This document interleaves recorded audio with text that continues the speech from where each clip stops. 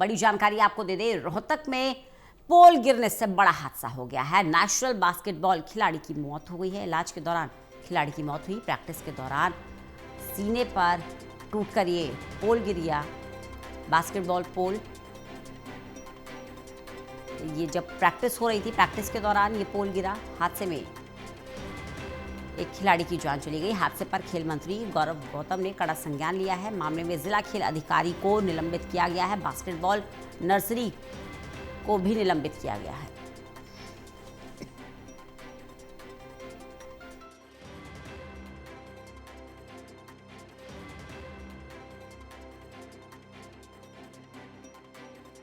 तो high level बैठक बुलाई गई है। बड़ी जानकारी आपको दे दें, 28 नवंबर को इस मामले में हाई लेवल बैठक बुलाई गई है। सभी जिला अधिकारियों को बैठक में बुलाया गया है।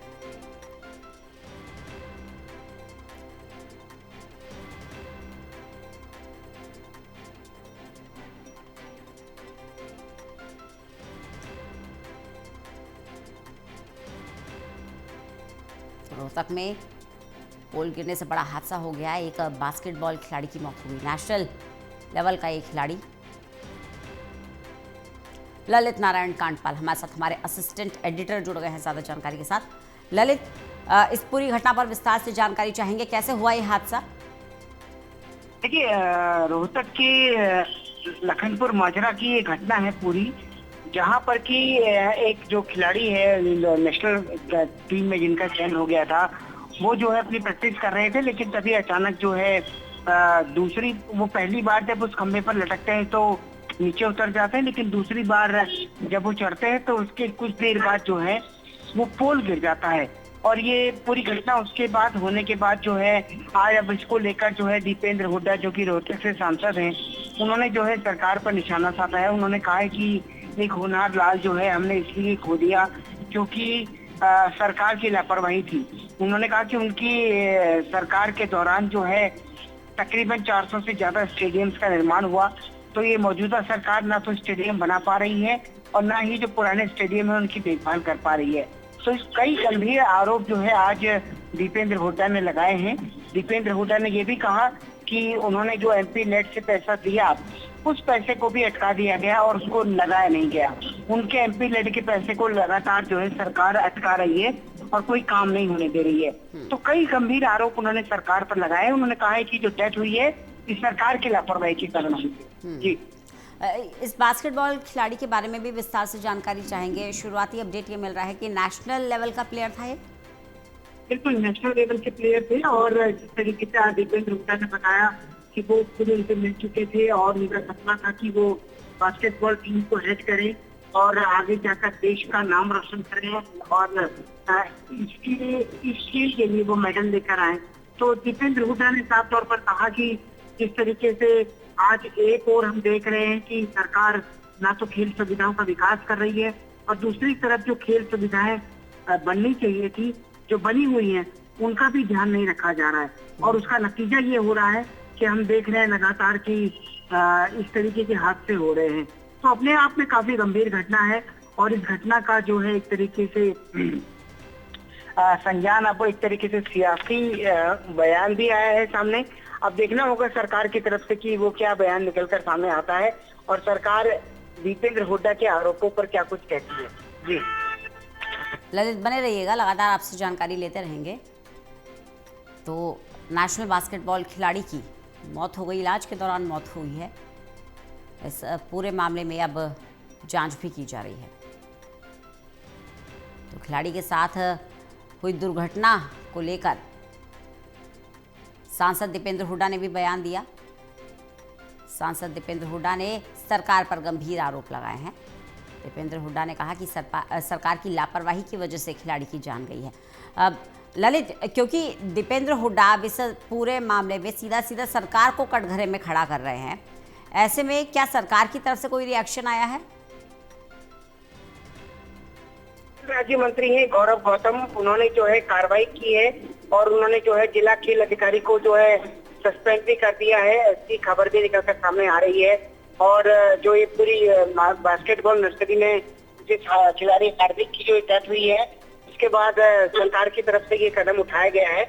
और लेकिन अभी जो है इस पूरे मामले में जिस तरीके से दीपेंद्र हुड्डा ने आरोप लगाए हैं, उससे ये लग रहा है कि जिस स्टेडियम को दुरुस्त होना चाहिए था, जिस स्टेडियम को बेहतर तरीके से उसके रखरखाव किया जाना चाहिए था, वो नहीं हुआ। उन्होंने कहा है कि उस स्टेडियम के बेहतरीकरण के लिए जो है गांव वाले एक बार उनके पास आए थे, तो उन्होंने पहली बार में जो है 12 लाख रुपए जारी करने का काम किया और दूसरी बार में जो है 6 लाख रुपए जारी करने का काम किया। यानी कि वो अपने एमपी लेट से जो है 18 लाख रुपए दे चुके हैं, लेकिन बावजूद उसके जो है वो ना तो वो पैसा लगा और ना ही सरकार ने अपनी तरफ से कुछ किया। तो उन्होंने तो सीधे सीधे इस मौत के लिए जो है एक तरीके से सरकार को जिम्मेदार ठहराया है। और अब देखना होगा कि आने वाले दिनों में जो है सरकार की ओर से इस मामले में और क्या कदम उठाए जाते हैं। क्या सरकार सभी स्टेडियमों को जो एक तरीके से रखरखाव को लेकर है या कुछ वैसे कुछ कदम उठाती है, या फिर फिलहाल क्या कदम उठाती है। लेकिन फिलहाल खबर ये आ रही है कि जो गौरव गौतम है उन्होंने जो है कार्रवाई की है और इस पे जो है वो खिलाड़ी जो वहाँ के जो जिले के खेल अधिकारी हैं उनको सस्पेंड कर दिया गया है और उनको हटा दिया गया है। जी, तो बड़ा अपडेट हमारे साथ हमारे सहयोगी जुड़े हुए हैं ललित नारायण कांडपाल जो दे रहे हैं, हमारे असिस्टेंट एडिटर हैं जो बता रहे हैं कि इस पूरे मामले में कार्रवाई भी हुई है। बड़ी जानकारी आपको दे दें, खिलाड़ी के साथ हुई इस घटना पर पहले सांसद दीपेंद्र हुड्डा ने सरकार को कटघरे में खड़ा किया। बड़ा अपडेट आपको दे दें, सांसद दीपेंद्र हुड्डा ने सरकार पर गंभीर आरोप लगाए। दीपेंद्र हुड्डा ने कहा कि ये सरकार की लापरवाही है जिसकी वजह से खिलाड़ी की जान गई है। सांसद दीपेंद्र हुड्डा का कहना कि मेरे दिए हुए एमपी निधि पैसे कभी इस्तेमाल नहीं हुए। क्या कह रहे हैं दीपेंद्र हुड्डा, ये सुन लेते हैं। देखिए, वो आप देख ही रहे होगे, उसका आज सारा फुटेज भी सामने आ गया, सारी बात जो हुई है। ये खेल स्टेडियम लाखन माजरा में, जैसे मैंने कहा, पूरे प्रदेश में 481 स्टेडियम बने थे, उनमें से ये खेल स्टेडियम उस समय बनवाया गया था।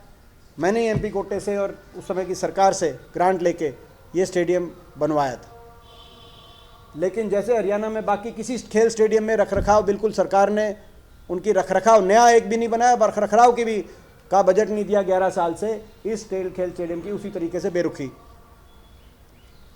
और जब बेरुखी का आलम था कि 11 साल सरकार की कोई रखरखाव नहीं हुआ, तो गांववासी दोबारा से ग्रामवासियों ने मेरे समक्ष बात रखी। 2023 की बात है।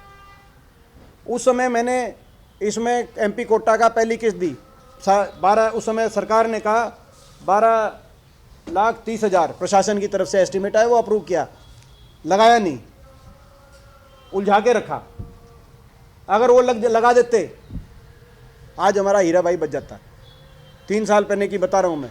उसके बाद प्रशासन ने उलझा के कहा कि इसको और बढ़ाओ। मैंने जून में जितना प्रशासन ने कहा 6,20,000 और वो भी मंजूर कराया अपने एमपी कोटे से। सरकार की तरफ से एक पैसा नहीं, एमपी कोटे से कराया, वो मंजूर, वो भी नहीं लगाया अभी तक। उस बात को भी आज 6 महीने हो गए, वो भी एमपी कोटा नहीं लगाया।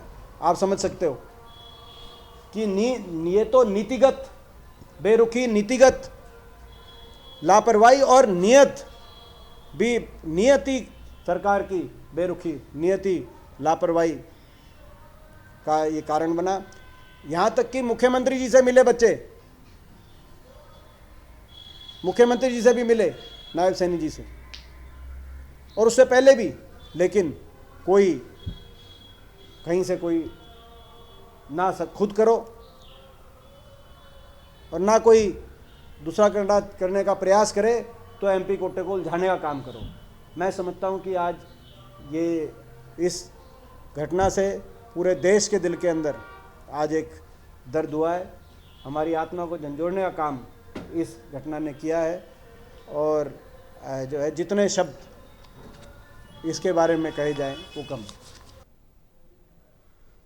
तो सांसद दीपेंद्र हुड्डा को आप सुन रहे थे, सीधा सीधा उन्होंने सरकार को कटघरे में खड़ा किया है। ललित नारायण कांडपाल हमारे साथ, हमारे असिस्टेंट एडिटर जुड़े थे, बहुत बहुत शुक्रिया ललित।